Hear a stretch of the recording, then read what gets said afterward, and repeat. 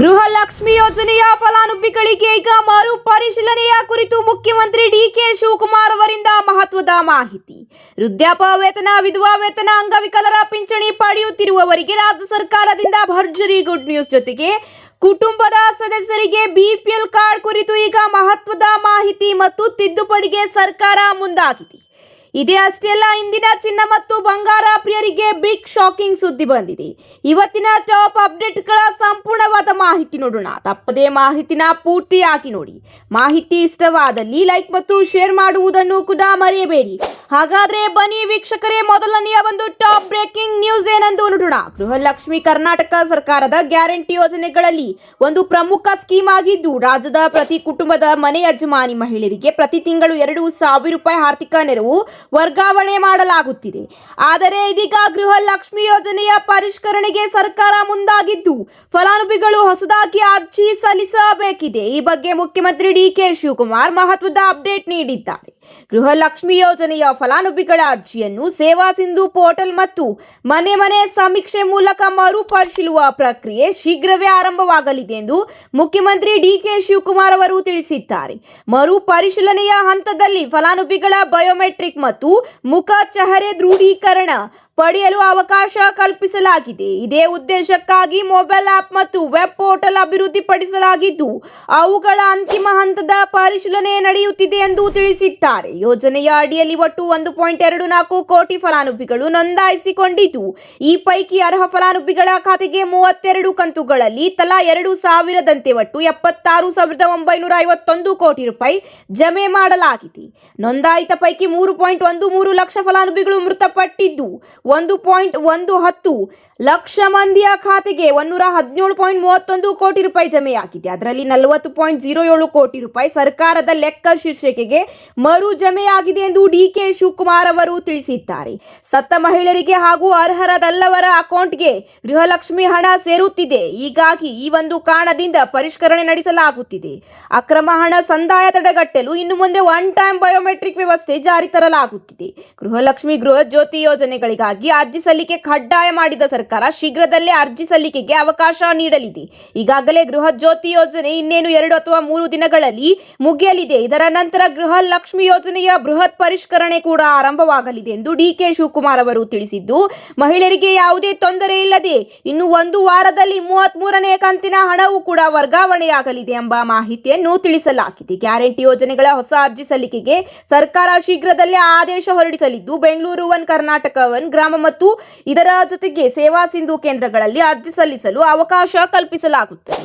ಇದರ ಜೊತೆಗೆ ಮುಂದಿನ ಒಂದು ಅಪ್ಡೇಟ್ ಏನೆಂದು ನೋಡೋಣ. ಬನ್ನಿ ವೀಕ್ಷಕರೇ, ವೃದ್ಧಾಪ್ಯ ವೇತನ, ವಿಧವಾ ವೇತನ, ಅಂಗವಿಕಲ ವೇತನ, ಪಿಂಚಣಿ ಪಡೆಯುತ್ತಿರುವ ಫಲಾನುಭವಿಗಳಿಗೆ ಸಿಹಿ ಸುದ್ದಿ ನೀಡಲಾಗಿದೆ.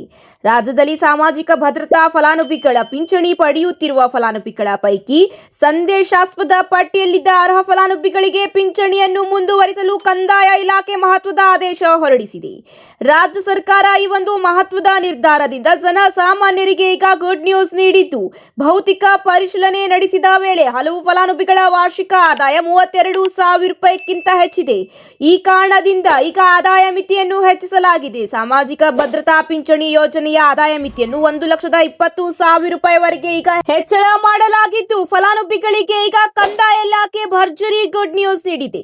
ಹೌದು ವೀಕ್ಷಕರೇ, ಈ ಕುರಿತು ಮಹತ್ವದ ಮಾಹಿತಿ ತಿಳಿಸಿರುವ ಸಚಿವರು, ಈಗ ಎಲ್ಲ ಮಂಜೂರಾತಿ ನಡೆಯುತ್ತಿದೆ. ಯಾವ ಫಲಾನುಭವಿಗಳ ಹಣವನ್ನು ತಾತ್ಕಾಲಿಕವಾಗಿ ತಡೆ ಹಿಡಿಯಲಾಗಿತ್ತು ಅಂತಹ ಒಂದು ಫಲಾನುಭವಿಗಳ ಖಾತೆಗೆ ಈಗ ಹಣ ವರ್ಗಾವಣೆ ಮಾಡಿಸಲಾಗುತ್ತಿದೆ.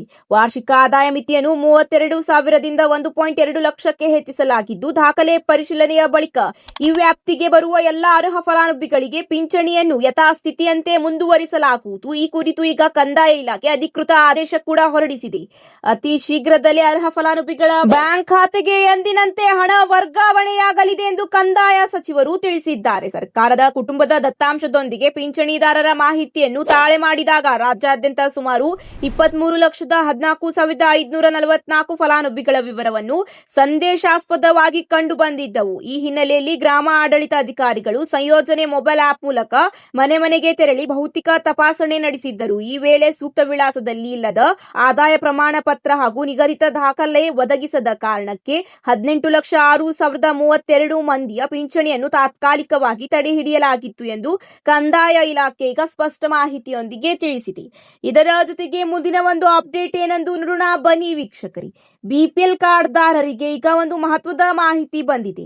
ಇಲ್ಲಿವರೆಗೆ ಅಂತ್ಯೋದಯ ಅನ್ನ ಯೋಜನೆಯ ಅಡಿಯಲ್ಲಿ ಪ್ರತಿ ಕುಟುಂಬಕ್ಕೆ 35 ಕೆಜಿ ಅಕ್ಕಿಯನ್ನು ನೀಡಲಾಗುತ್ತಿತ್ತು. ಆದರೆ ಕುಟುಂಬದಲ್ಲಿ 7 ಜನ ಇರಲಿ ಅಥವಾ ಇಬ್ಬರು ಇರಲಿ ಅಕ್ಕಿ ಮಾತ್ರ 35 ಕೆಜಿ ಸಿಗುತ್ತಿತ್ತು. ಇದರ ಪ್ರಕಾರ ಸಣ್ಣ ಕುಟುಂಬಗಳಿಗೆ ಹೆಚ್ಚಿನ ಆಹಾರ ಸಿಗ್ತಾ ಇತ್ತು.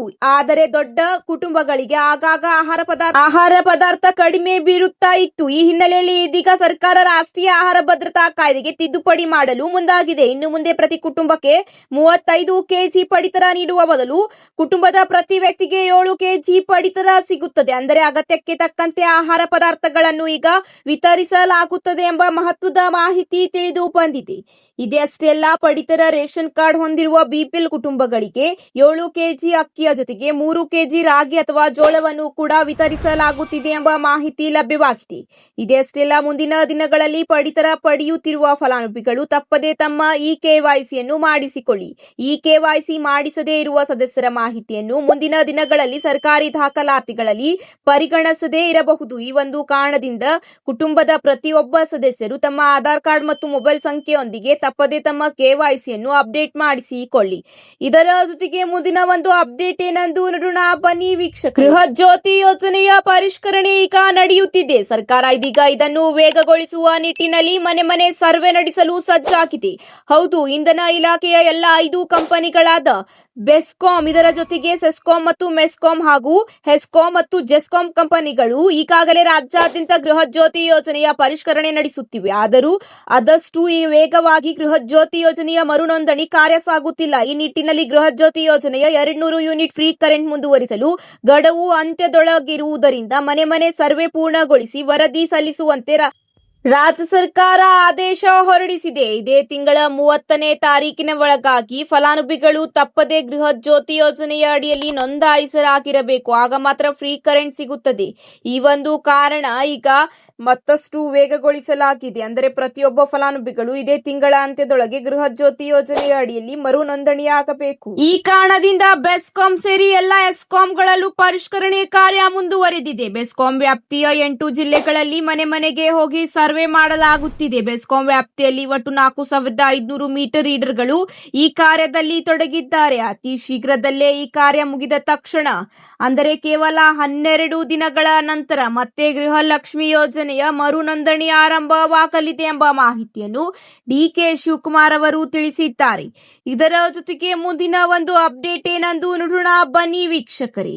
ಚಿನ್ನ ಮತ್ತು ಬೆಳ್ಳಿ ಪ್ರಿಯರಿಗೆ ಈಗ ಬಿಗ್ ಶಾಕ್ ಬಂದಿದೆ. ಚಿನ್ನ ಮತ್ತು ಬೆಳ್ಳಿ ಬೆಲೆಗಳು ಇಂದು ಸಿಕ್ಕಾಪಟ್ಟೆ ಹೆಚ್ಚಿವೆ. ಭಾರತ ಮತ್ತು ಅಂತಾರಾಷ್ಟ್ರೀಯ ಮಾರುಕಟ್ಟೆಯಲ್ಲೂ ಇದರ ದರ ಈಗ ಹೆಚ್ಚಾಗಿದೆ. ಭಾರತದಲ್ಲಿ 1 ಗ್ರಾಂ ಚಿನ್ನದ ಬೆಲೆ 395 ರೂಪಾಯಿ ಹೆಚ್ಚಿದೆ. ಶುದ್ಧ ಚಿನ್ನದ ಬೆಲೆ 16,000 ಸಮೀಪಕ್ಕೆ ಈಗ ಬಂದಿದೆ. ಬೆಳ್ಳಿಯ ಬೆಲೆ 10 ರೂಪಾಯಿ ಜಿಗಿದಿದೆ. ಹೆಚ್ಚಿನ ದೇಶದಲ್ಲೂ ಕೂಡ ಚಿನ್ನ ಬೆಲೆ ಗಣನೀಯವಾಗಿ ಹೆಚ್ಚುತ್ತಿದೆ. ಈ ಒಂದು ಕಾರಣದಿಂದ ಈಗ ಇಂಡಿಯಾದಲ್ಲೂ ಕೂಡ ಚಿನ್ನ ಮತ್ತು ಬೆಳ್ಳಿ ದರ ಹೆಚ್ಚಳ ಕಂಡುತ್ತಿದೆ. ಭಾರತದಲ್ಲಿ ಸದ್ಯ 10 ಗ್ರಾಂನ 22 ಕ್ಯಾರೆಟ್ ಚಿನ್ನದ ಬೆಲೆ 1,46,000 ರೂಪಾಯಿ ಇದ್ದರೆ 24 ಕ್ಯಾರೆಟ್ ಅಪರಂಜಿ ಚಿನ್ನದ ಬೆಲೆ 1,59,270 ರೂಪಾಯಿ ಆಗಿದೆ. 100 ಗ್ರಾಂ ಬೆಳ್ಳಿಯ ಬೆಲೆ 25,500 ರೂಪಾಯಿ ಇದ್ದರೆ ಬೆಂಗಳೂರಿನಲ್ಲಿ ಚಿನ್ನದ ಬೆಲೆ 10 ಗ್ರಾಂಗೆ 1,46,000 ರೂಪಾಯಿ ಇದ್ದರೆ, ಇದೇ ರೀತಿ 100 ಗ್ರಾಂ ಬೆಳ್ಳಿಯ ಬೆಲೆ 25,500 ರೂಪಾಯಿ ಎಂದು ದಾಖಲಾತಿಯಾಗಿದೆ. ಇದೇ ರೀತಿ ವಿವಿಧ ನಗರಗಳಲ್ಲಿ 22 ಕ್ಯಾರೆಟ್ ಚಿನ್ನದ ಬೆಲೆ 1 ಗ್ರಾಂಗೆ ಎಷ್ಟಿದೆ ಎಂದು ನೋಡೋಣ ಬನ್ನಿ ಸ್ನೇಹಿತರೆ. ಬೆಂಗಳೂರಿನಲ್ಲಿ 14,600 ರೂಪಾಯಿ ಇದ್ದರೆ ಚೆನ್ನೈನಲ್ಲಿ 14,600 ರೂಪಾಯಿ ದಾಖಲಾತಿಯಾಗಿದೆ. ಮುಂಬೈ, ಕೋಲ್ಕತ್ತಾ, ಕೇರಳದಲ್ಲಿ 14,600 ರೂಪಾಯಿ ಇದ್ದರೆ ದೆಹಲಿ, ಜೈಪುರ್, ಲಖನೌದಲ್ಲಿ 14,615 ರೂಪಾಯಿ ಎಂದು ದಾಖಲಾತಿಯಾಗಿದೆ. ಇದೇ ರೀತಿ ವಿವಿಧ ನಗರಗಳಲ್ಲಿ 1 ಕೆಜಿ ಬೆಳ್ಳಿಯ ದರ ಎಷ್ಟಿದೆ ಎಂದು ನೋಡೋಣ ಬನ್ನಿ ವೀಕ್ಷಕರೇ. ಬೆಂಗಳೂರಿನಲ್ಲಿ 2,55,000 ರೂಪಾಯಿ ಇಂದು ಬೆಳ್ಳಿಯ ಬೆಲೆ ದಾಖಲಾತಿಯಾಗಿದೆ. ಚೆನ್ನೈ ಮತ್ತು ಕೇರಳ ಹಾಗೂ ಭುವನೇಶ್ವರದಲ್ಲಿ 1 ಕೆಜಿ ಬೆಳ್ಳಿಯ ಬೆಲೆ 2,60,000 ರೂಪಾಯಿ ಇಂದು ದಾಖಲಾತಿಯಾಗಿದೆ. ಇದೇ ರೀತಿ ಮುಂಬೈ, ದೆಹಲಿ, ಕೋಲ್ಕತ್ತಾ, ಅಹಮದಾಬಾದ್, ಲಖನೌನಲ್ಲಿ 1 ಕೆಜಿ ಬೆಳ್ಳಿಯ ಬೆಲೆ 2,55,000 ರೂಪಾಯಿ ಇಂದು ದಾಖಲಾತಿ ಕಂಡಿದೆ. ಇವತ್ತಿಗೆ ಇಷ್ಟೇ ವೀಕ್ಷಕರೇ, ಮತ್ತೆ ಸಿಗೋಣ ಹೊಸ ಅಪ್ಡೇಟ್ ಜೊತೆಗೆ. ಈ ಒಂದು ಮಾಹಿತಿ ಇಷ್ಟವಾದಲ್ಲಿ ಲೈಕ್ ಮಾಡಿ, ತಪ್ಪದೆ ನಿಮ್ಮ ಸ್ನೇಹಿತರ ಜೊತೆಗೆ ಶೇರ್ ಮಾಡುವುದನ್ನು ಕೂಡ ಮರೆಯಬೇಡಿ. ಮತ್ತೆ ಸಿಗೋಣ ಹೊಸ ಅಪ್ಡೇಟ್ಸ್ಗಳ ಜೊತೆಗೆ. ಧನ್ಯವಾದಗಳು.